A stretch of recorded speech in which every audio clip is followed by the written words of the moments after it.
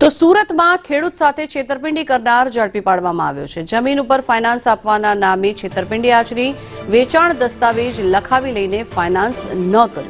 દગાબાજી કરીને ખેડૂતની જમીન ખોટી રીતે લખાવી લીધી। ત્યારે સુરત ઇકો સેલે આરોપી દિલીપસિંહ વાળાને ઝડપી પાડ્યો છે, જેની સામે કાયદેસરની કાર્યવાહી કરવામાં આવશે। વેચાણ દસ્તાવેજ લખાવી લેવામાં આવ્યો અને તેને ફાઇનાન્સ પણ ન કરવામાં આવ્યું અને આ રીતે છેતરપિંડી આચરવામાં આવી છે। તમારે જો ફાઇનાન્સ જોતું હોય તો એના બદલામાં તમારે તમારી કોઈ બી જમીન જે છે એ એમને દસ્તાવેજ સ્વરૂપે કરી આપવી પડશે, જેથી ફરિયાદી શ્રી મહેશભાઈ ગોળકિયા એમના વિશ્વાસમાં આવી ગયા અને આ દલાલે બીજા અન્ય આરોપીઓ જે આમની સાથે સંકળાયેલા છે આ ફરિયાદમાં તેવા જોઈએ તો એક આપણે મેહુલ કિરીટસિંહ જાદવ, હરદતસિંહ જયદેવસિંહ જાદવ, બહાદુરસિંહ જયવીરસિંહ જાદવ,